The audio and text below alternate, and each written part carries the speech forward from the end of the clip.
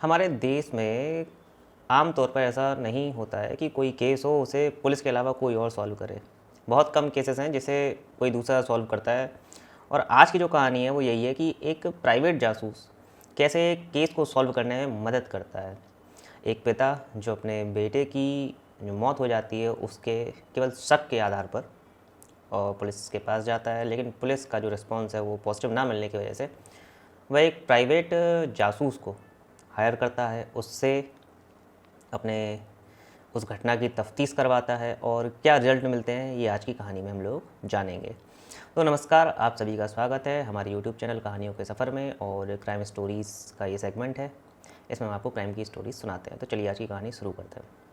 ये बात है 27 मई 2016 की सुबह सुबह की। हरियाणा का यमुनानगर एरिया है।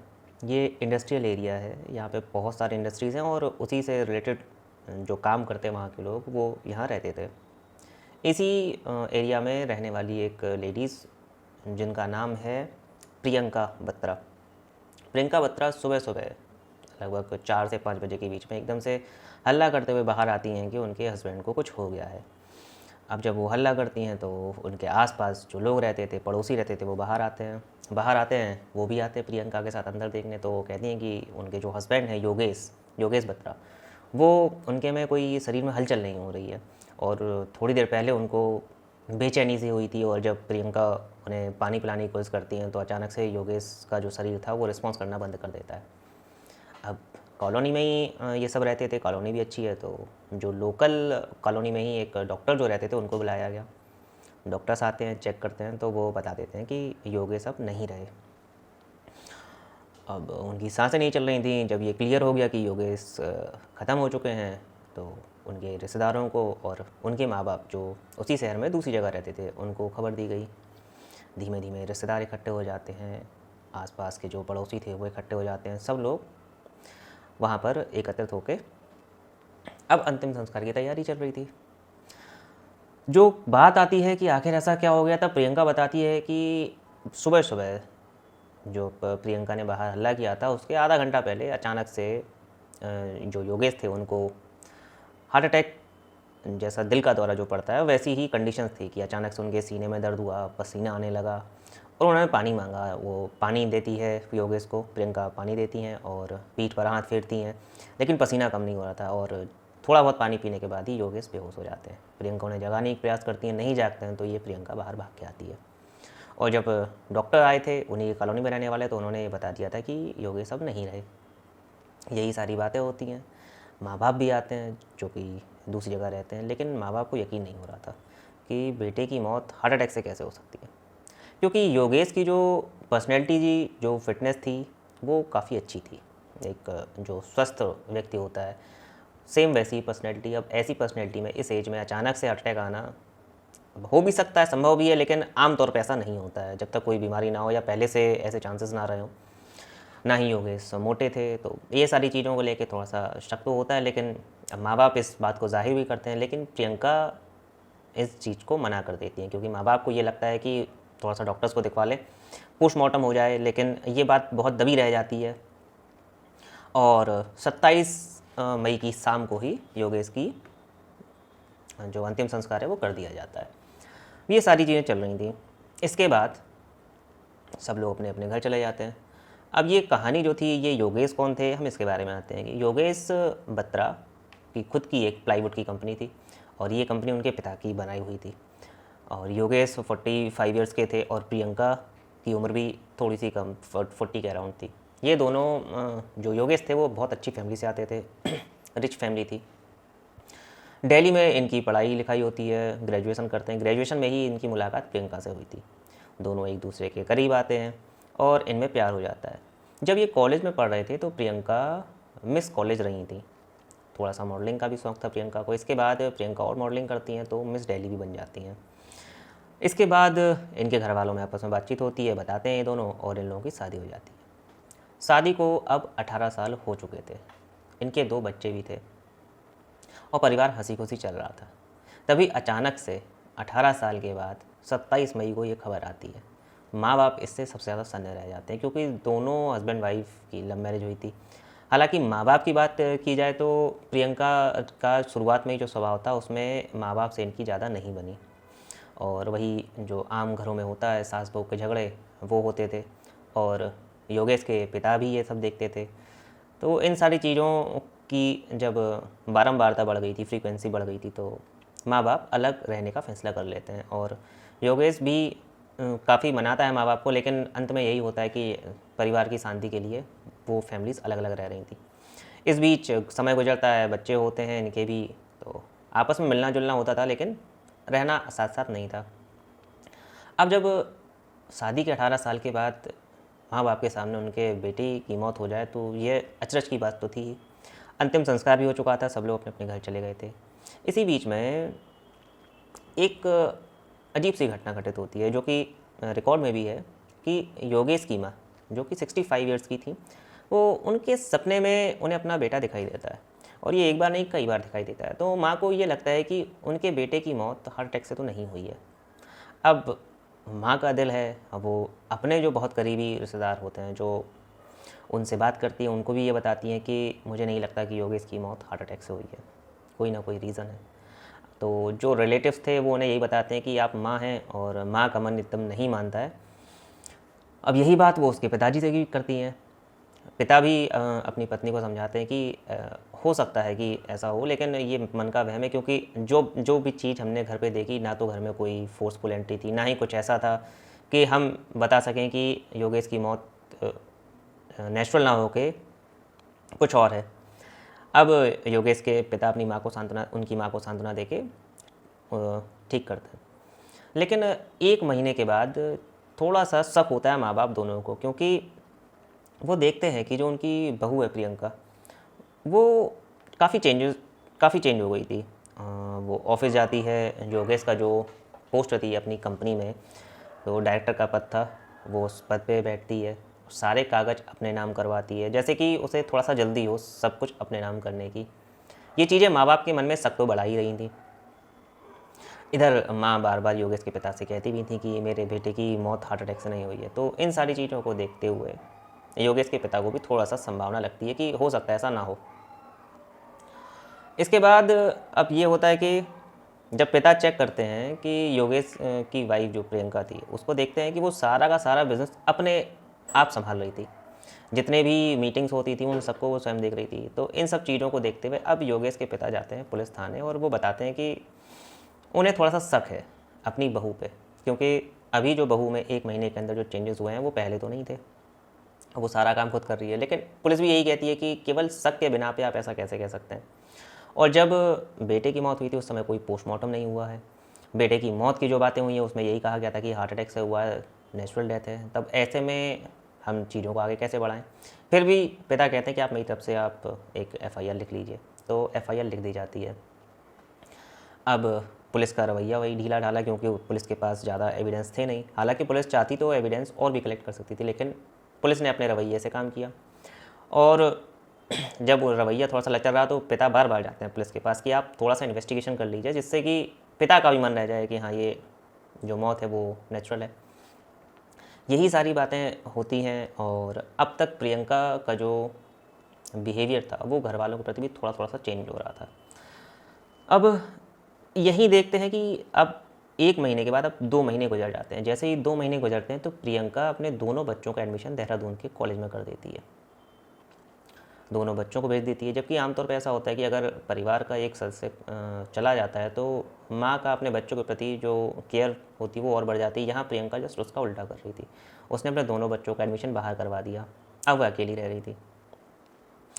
पिता फिर से पुलिस स्टेशन जाते हैं, ये बात भी बताते हैं। पुलिस वाले यही कहते हैं कि ये सारी चीज़ें नॉर्मल है, हो सकता है केयर करने में दिक्कत हो रही है, इसलिए उन्होंने बच्चों को बाहर भेज दिया।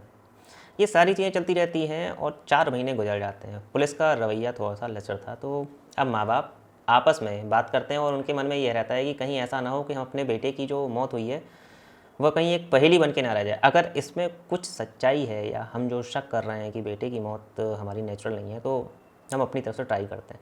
अब उनके पिता दिल्ली के ही जो प्राइवेट डिटेक्टिव्स होते हैं उनमें से संपर्क करते हैं, और एक डिटेक्टिव जो उन्हें सही लगता है, जिसका रिकॉर्ड वो देखते हैं पहले के केसेस को, तो उसे हायर कर लेते हैं। हायर करने के बाद वो पूरी कहानी सुनाते हैं और 4 महीने के बाद अब डिटेक्टिव अपना काम, जो प्राइवेट डिटेक्टिव था वो अपना काम स्टार्ट करता है। प्राइवेट डिटेक्टिव के पास बहुत सारी लिमिटेशंस होती हैं, क्योंकि एक सरकारी एजेंसी जो कि पूरे खुले तौर पर काम कर सकती है, प्राइवेट डिटेक्टिव उतना काम नहीं कर सकता। लेकिन फिर भी डिटेक्टिव्स के पास भी अपने संपर्क होते हैं, और जिस डिटेक्टिव के जितने ज़्यादा संपर्क हो वो उतनी ही बेहतर तरीके से काम कर पाता है। यहाँ पर जिस डिटेक्टिव को हायर किया था उसकी खूबी यही थी कि उसके कॉन्टैक्ट्स बहुत अच्छे थे। अब वह पूरे 18 साल की पूरी जो कुंडली है दोनों की, योगेश की और प्रियंका की, दोनों की कुंडली निकालता है, दोनों के रिलेशंस को देखता है, सारी चीज़ें वो ऑब्ज़र्व करता है।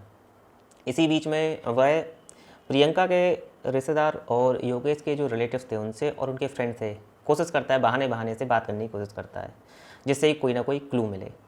ये सारी चीज़ें चल रही थी, वो इन्फॉर्मेशन गैदर कर रहा था। इसी इन्फॉर्मेशन गैदरिंग के बाद जो प्राइवेट डिटेक्टिव है वो देखता है प्रियंका के ऊपर वो नज़र भी रखे हुए थे, और उनके जो साथी थे वो सारे के सारे नज़र रखने में एक चीज़ का पता चलता है कि प्रियंका जिम जाती हैं। अब जिम जाना एक बहुत सिंपल सी चीज़ है, बहुत साधारण बात है, लेकिन यहाँ पर जो स्पेशल चीज़ थी वो ये थी कि प्रियंका के बारे में पता चलता है कि जब योगेश की मौत हुई थी उसके कुछ दिन बाद ही प्रियंका ने जिम जाना स्टार्ट कर दिया था। आमतौर पे किसी के भी साथ अगर ऐसी घटना होती तो वो इतनी जल्दी ये चीज़ें नॉर्मल नहीं करता, लेकिन फिर यही माना गया कि हो सकता है प्रियंका अपना मन उस चीज़ से जो योगेश की मौत हुई है उससे हटाने के लिए जा रही हो।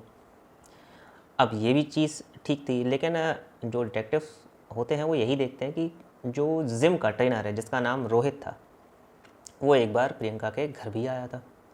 अब यहाँ पर शक बढ़ता है। अब डिटेक्टिव्स फ़ोटोग्राफ्स कलेक्ट करते हैं दोनों की, और उसमें से कुछ फ़ोटोग्राफ्स ऐसी मिलती हैं जो कि नॉर्मल फ़ोटोग्राफ्स नहीं थी। उनके कुछ इंटीमेट जो टाइम था उसकी फ़ोटोग्राफ्स भी मिलती हैं। तो ये डिटेक्टिव अपनी जो पूरी की पूरी जांच है वो इन दोनों के ऊपर ही जीरो इन कर लेता है।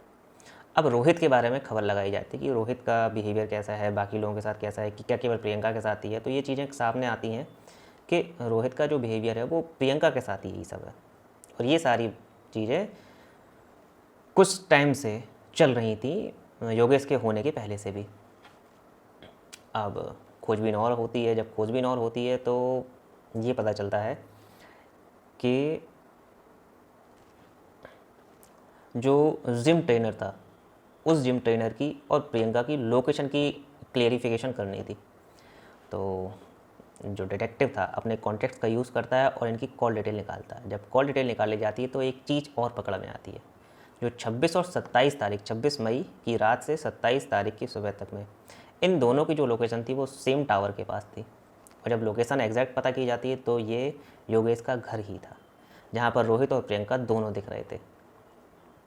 तो प्राइवेट डिटेक्टिव अपना काम जो बहुत मुस्तैदी से करता है, उसके पास इतने क्लू थे कि जिससे जो शक किया जा सकता था वो शक पक्का था कि कुछ ना कुछ बात थी जिसकी वजह से योगेश की जान गई होगी। अब वह सारे के सारे जो सबूत थे वो इकट्ठा करके योगेश के पिता को दे देता है, और योगेश के पिता इस बार जो एफआईआर की थी उसकी कॉपी और डिटेक्टिव के द्वारा जितने भी डॉक्यूमेंट्स कलेक्ट किए थे वो सारे अब उस थाने में नहीं ले जाते जिसमें उन्होंने शिकायत की थी, उससे बड़े थाने में, और जो हायर ऑफिसर था उसके पास ले जाते हैं। उसे पूरी कहानी बताते हैं और उससे यही कहते हैं कि मैं पहले शिकायत करने आपके थाने में ही गया था, लेकिन वहाँ पे मेरी कोई कार्रवाई नहीं हुई।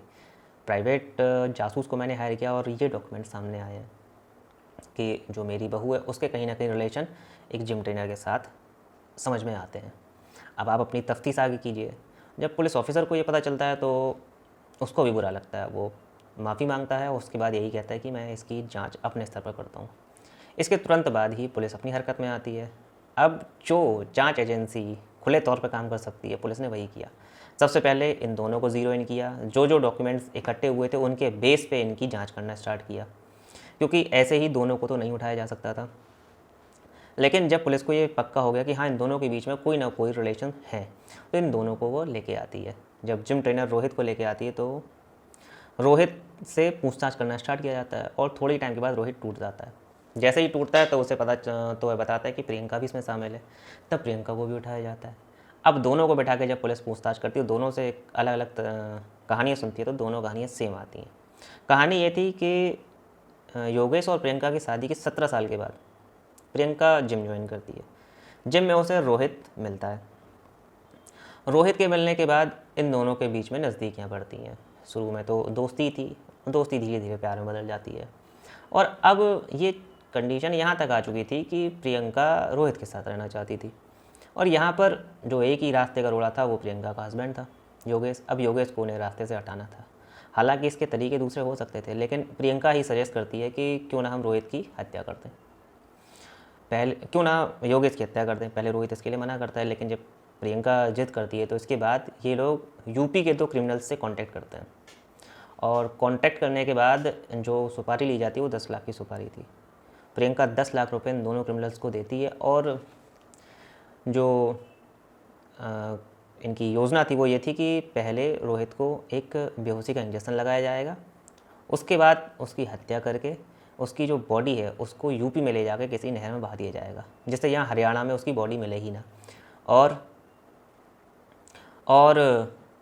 जो ये इनकी पूरी की पूरी करतूत है वो पकड़ में ही ना आए।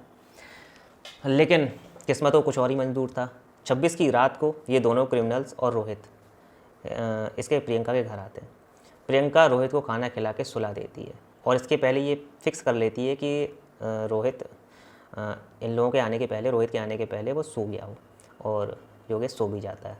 अब तीनों आदमी इसके घर जब आते हैं तो प्रियंका गेट खोल देती है, और वो दोनों क्रिमिनल अपने साथ बेहोशी का इंजेक्शन लेके आए थे। जैसे ही वो योगेश के कमरे में जाते हैं, योगेश जाग जाता है। योगेश के जागने के बाद इन चारों के बीच में थोड़ी बहुत हाथापाई होती है, जिससे इंजेक्शन की सुई टूट जाती है। अब बेहोशी का इंजेक्शन लगाना संभव नहीं था। इसी बीच प्रियंका आती है। प्रियंका खुद कहती है कि अब इसने तुम तीनों को देख ही लिया है कि आप अभी से जिंदा छोड़ोगे, इसको कैसे भी करके मारो। यहाँ पर रोहित और उन दोनों क्रिमिनल्स के हौसले डाउन हो चुके थे, लेकिन जब प्रियंका उनमें पीछे से पुश करती है तब कहीं जाके ये लोग रोहित को पकड़ते हैं, ये लोग योगेश को पकड़ते हैं और तकिए से मुंह दबा के उसकी हत्या कर देते हैं। तो उसका जो मृत्यु हुई थी योगेश की, वो दम घुटने से हुई थी, और प्रियंका को ये बात पता थी कि अगर योगेश का पोस्टमार्टम होता है तो ये बात पकड़ में आ जाएगी। इसीलिए उसने 27 की सुबह जब ये सब हो चुका था, उसके बाद 4 साढ़े 4 बजे के बाद उसने हल्ला करना स्टार्ट किया, रोना गाना स्टार्ट किया, और उसी दिन अंतिम संस्कार भी करवा दिया ताकि ये लोग पकड़े ना जाएं। लेकिन माँ बाप का शक और प्रियंका की जितनी भी एक्टिविटीज़ थी 2 से 4 महीने के अंदर, वो सब ये बता देती हैं कि प्रियंका ने एक मोटिव के साथ ये सब किया था। माँ बाप को भी जो शक था वो अपने प्राइवेट डिटेक्टिव से क्लियर हो चुका था, और उसके बाद जब पुलिस अपनी पूरी कार्रवाई करती है तो ये दोनों क्रिमिनल्स पकड़ जाते हैं। तो आज की कहानी यहीं तक। आप देख सकते हैं कि कहानी में रिश्तों का किस हिसाब से खून हो जाता है, और आज के टाइम पे ये चीज़ें कैसे हो रही हैं, मॉरलिटी बहुत डाउन हो रखी है। तो इस कहानी को सुनाने का उद्देश्य केवल यही है कि आप लोग सतर्क रहें, सचेत रहें, और जहाँ भी रहें आप लोग खुश रहें। कहानी कैसी लगी हमें कमेंट करके बताइएगा, और अगर अच्छी लगी हो तो लाइक कीजिएगा वीडियो को। धन्यवाद।